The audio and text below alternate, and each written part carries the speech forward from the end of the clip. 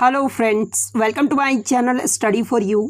सो guys, जैसा कि आज जो आपका रेलवे ग्रुप डी का 17 अगस्त का सेकंड शिफ्ट का एग्ज़ाम हो गया दोस्तों, जिसका जो है मैं आपको बिल्कुल 100% एक्यूरेट आंसर के साथ जो है इस वीडियो में बताऊंगा। तो देख लेते हैं कि किस प्रकार के जो है आज आपके 17 अगस्त के सेकंड शिफ्ट के एग्ज़ाम में जो है प्रश्न पूछे गए हैं। उससे पहले एक बात और दोस्तों, कि जिन्होंने भी अगर चैनल को सब्सक्राइब नहीं किया है तो रेलवे ग्रुप डी से रिलेटेड पल पल की अपडेट के लिए जो है चैनल को सब्सक्राइब ज़रूर कर दीजिएगा। और बगल में आपको बेल आइकन यानी घंटे का निशान भी दिख रहा होगा, तो आप उसे भी जो है ज़रूर प्रेस कर दीजिएगा। तो चलिए वीडियो को स्टार्ट करते हैं। तो आज का जो आपका पहला क्वेश्चन आया था कि अनुच्छेद 279A ये जो आपका किससे संबंधित है। तो देखिए आर्टिकल 279A जो है ये आपका जीएसटी परिषद की संरचना व गठन के प्रावधान से संबंधित है। तो जीएसटी परिषद आपका करेक्ट आंसर होगा। नेक्स्ट क्वेश्चन आपका यहाँ पर आया था कि अमरकंटक की पहाड़ियों से कौन सी नदी निकलती है। तो देखिए ये जो आपका नर्मदा नदी है ना, ये आपका मध्य प्रदेश में अमरकंटक की पहाड़ियों से निकलता है। तो नर्मदा नदी आपका करेक्ट आंसर होगा। इसके अलावा ये जो आपका बेतवा नदी है ना, ये विंध्याचल की पहाड़ियों से निकलता है। जबकि आपका ताप्ती जो नदी है ना, ये मध्य प्रदेश में सतपुड़ा की पहाड़ियों से निकलता है। तो ये फैक्ट भी आपको ध्यान में रखना है। नेक्स्ट क्वेश्चन आपका यहाँ पर आया था कि 2021 में बसवराज बोम्मई ये जो है कहाँ के मुख्यमंत्री चुने गए हैं। तो देखिए जुलाई 2021 में ये जो बसवराज बोम्मई थे ना, ये कर्नाटक के मुख्यमंत्री चुने गए हैं। तो कर्नाटक आपका करेक्ट आंसर होगा। बात कर ले कर्नाटक के बारे में, तो कर्नाटक का जो राजधानी है ये आपका बेंगलुरु है। वर्तमान में जो इसके राज्यपाल हैं ये आपके थावर चंद गहलोत हैं। लोकसभा सीटों की बात कर ले तो कर्नाटक में जो लोकसभा की सीटों की संख्या है वो 28 है, राज्यसभा सीटों की संख्या 12 है, विधानसभा सीटों की संख्या 224 और विधान परिषद सीटों की संख्या 75 है। तो ये फैक्ट भी आपको ध्यान में रखना है। नेक्स्ट क्वेश्चन आपका यहाँ पर आया था कि अनुच्छेद 51A जो कि आपका मूल्य कर्तव्य में आता है, ये जो आपका किस भाग में आता है। तो देखिए ये जो आपके फंडामेंटल ड्यूटीज़ है ना, ये संविधान के 42वें संशोधन अधिनियम 1976 द्वारा जो है संविधान के भाग 4 में जो है इसे जोड़ा गया था। तो भाग 4 आपका करेक्ट आंसर होगा।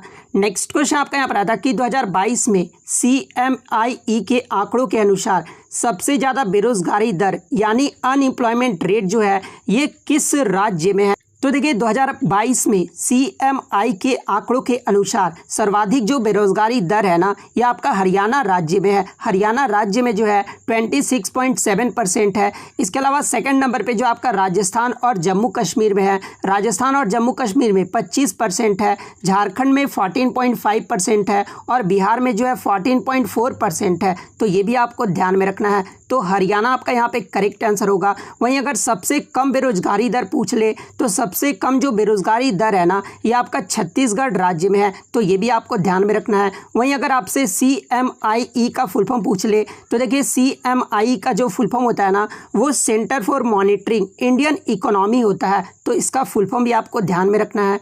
नेक्स्ट क्वेश्चन आपका यहाँ पर आया था कि मानव विकास सूचकांक 2020 में जो है भारत का रैंक पूछा गया था। तो देखिए मानव विकास सूचकांक 2020 में जो भारत का रैंक रहा था ना, वो 131वें पायदान पे भारत रहा था। तो 131वां आपका यहाँ पे करेक्ट आंसर होगा। वहीं अगर 2022 का पूछ ले तो 2022 में भी जो भारत का रैंक रहा है ना, वो 131वें पायदान पे रहा है। तो ये भी आपको ध्यान में रखना है। नेक्स्ट क्वेश्चन आपका यहाँ पर आया था कि भारतीय संग्रहालय अधिनियम यानी इंडियन म्यूजियम एक्ट ये जो है कब लागू हुआ था। तो देखिए इंडियन म्यूजियम एक्ट जो है ये आपका 18 मार्च 1910 को जो है ये लागू हुआ था। तो 1910 आपका करेक्ट आंसर होगा। नेक्स्ट क्वेश्चन आपका यहाँ पर आया था कि मासिन राम मेघालय कि जो ये किस पहाड़ी पर स्थित है। तो देखिए आपको जैसा कि पता कि सबसे ज़्यादा जो बारिश है ये मासिन राम पे होता है और मासिन राम मेघालय की ये जो आपका खासी पहाड़ी पर स्थित है। तो खासी हिल्स आपका करेक्ट आंसर होगा। नेक्स्ट क्वेश्चन आपका यहाँ पर आता है कि नवरोज़ त्यौहार ये जो है किस धर्म के द्वारा मनाया जाता है। तो देखिए ये जो आपका नवरोज़ त्यौहार है ना, ये पारसी लोगों का नव वर्ष माना जाता है, यानी साल का पहला दिन माना जाता है। तो ये आपका जो है पारसी धर्म के द्वारा मनाया जाता है। तो पारसी धर्म आपका करेक्ट आंसर होगा। नेक्स्ट क्वेश्चन आपका यहाँ पर आया था कि disease caused bye polluted water. Question इस प्रकार से नहीं पूछा गया था, पूछा ये गया था कि इनमें से कौन सा जो है आपका जल प्रदूषक का सूचक है। तो देखिए मैं आपको बता दूं कि जो आपके कंटेमिनेटेड वाटर से आपके कौन कौन से जो है बीमारी होता है, तो कॉलेरा, डायरिया, उसके बाद dysentery, hepatitis A, typhoid, polio, ये सब जो होते हैं ये आपके प्रदूषित पानी से होते हैं। लेकिन जल प्रदूषक का सूचक पूछा गया था, तो ऑप्शन में जो आपका ई कॉली दिया हुआ था, तो देखिए ई कॉली जो है ये आपका जल प्रदूषक का सूचक है, तो ई कॉली आपका करेक्ट आंसर होगा।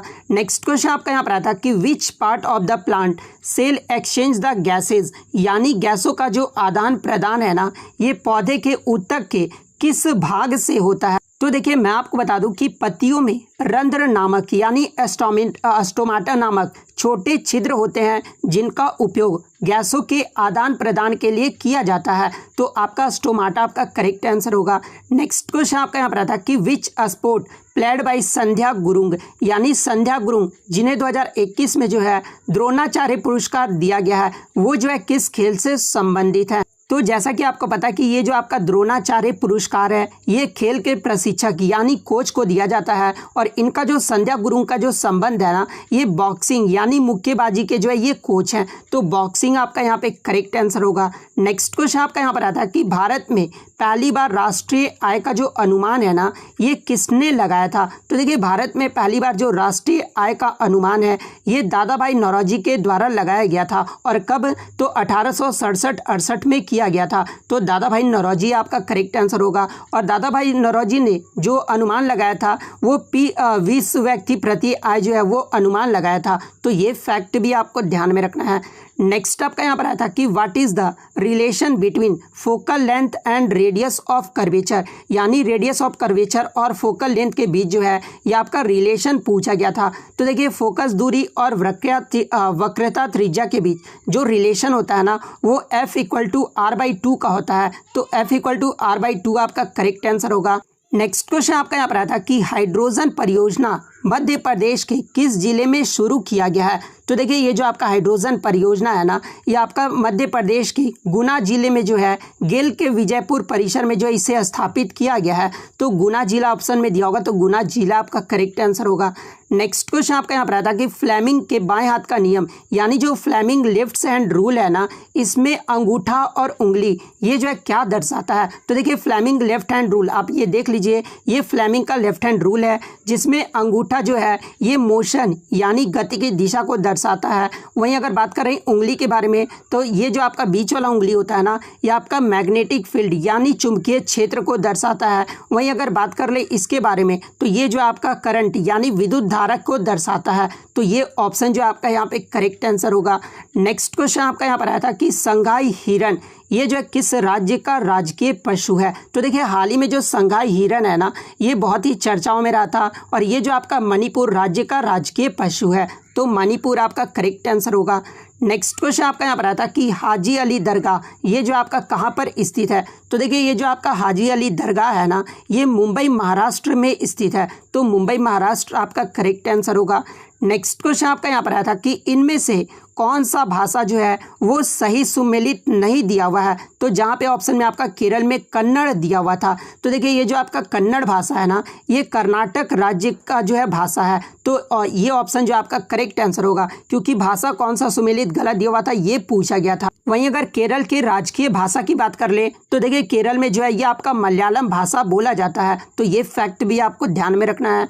नेक्स्ट क्वेश्चन आपका यहाँ पर आता है कि बुझे हुए चूने में क्लोरीन की प्रतिक्रिया करने पर जो है क्या बनेगा, यानी प्रोडक्ट पूछा गया था कि जब आप बुझे हुए चूने यानी स्लैग्ड लाइम को जब क्लोरीन से प्रतिक्रिया करोगे तो प्रोडक्ट जो हमें क्या मिलेगा। तो देखिए जब आप क्लोरीन से पास करोगे ना स्लैग्ड लाइम को, तो हमारा जो प्रोडक्ट फॉर्म होकर आएगा वो हमारा ब्लीचिंग पाउडर बनकर आएगा। ब्लीचिंग पाउडर का सूत्र क्या होता है, तो CaOCl2 होता है, तो ब्लीचिंग पाउडर आपका करेक्ट आंसर होगा, और ये आप इक्वेशन भी देख सकते हैं।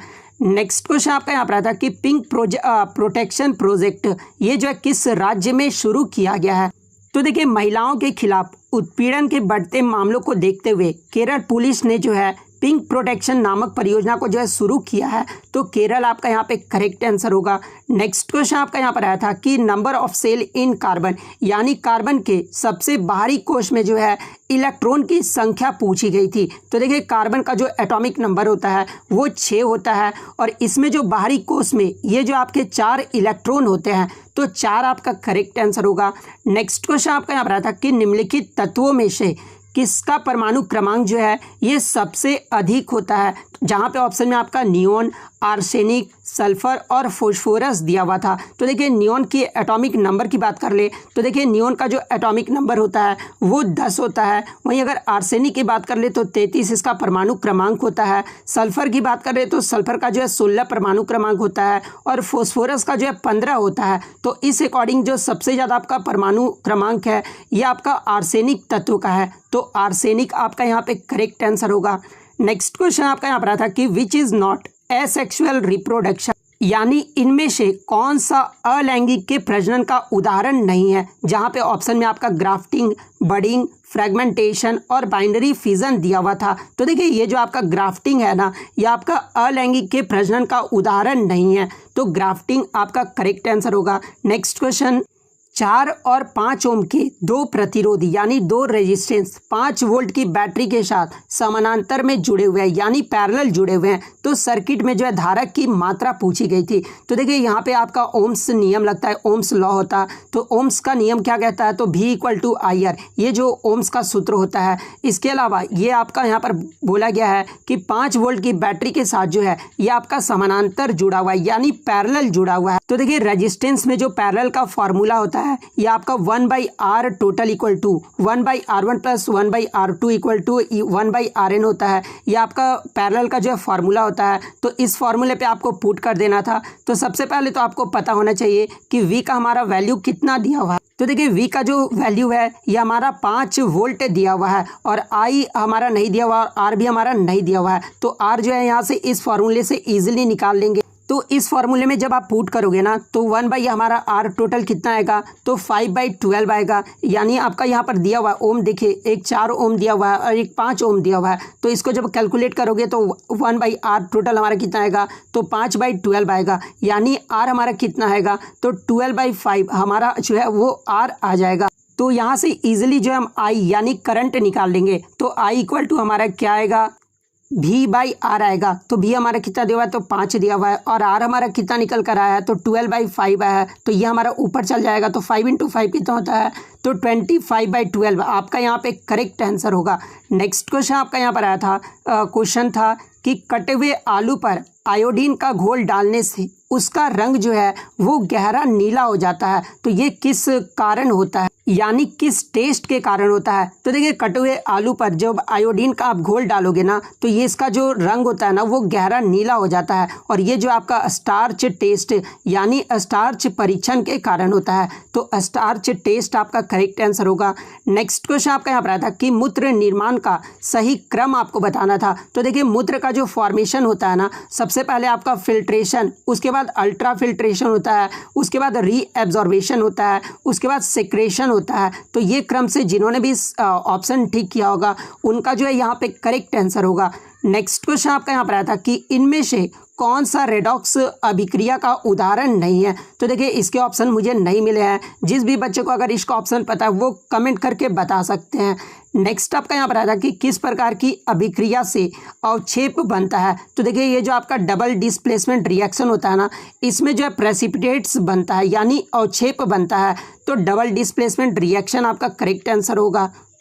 तो इतने क्वेश्चन जो है आज मुझे बच्चों के द्वारा मिले जो कि 100% रियल और ऑथेंटिक हैं। तो अगर वीडियो अच्छी लगी हो तो वीडियो को जो है लाइक ज़रूर कर दीजिएगा। चैनल पर नया है तो इसी तरह का रियल कंटेंट पाने के लिए जो है चैनल को सब्सक्राइब ज़रूर कर दीजिएगा। तो मिलते हैं नेक्स्ट वीडियो में, तब तक thank you, all the best.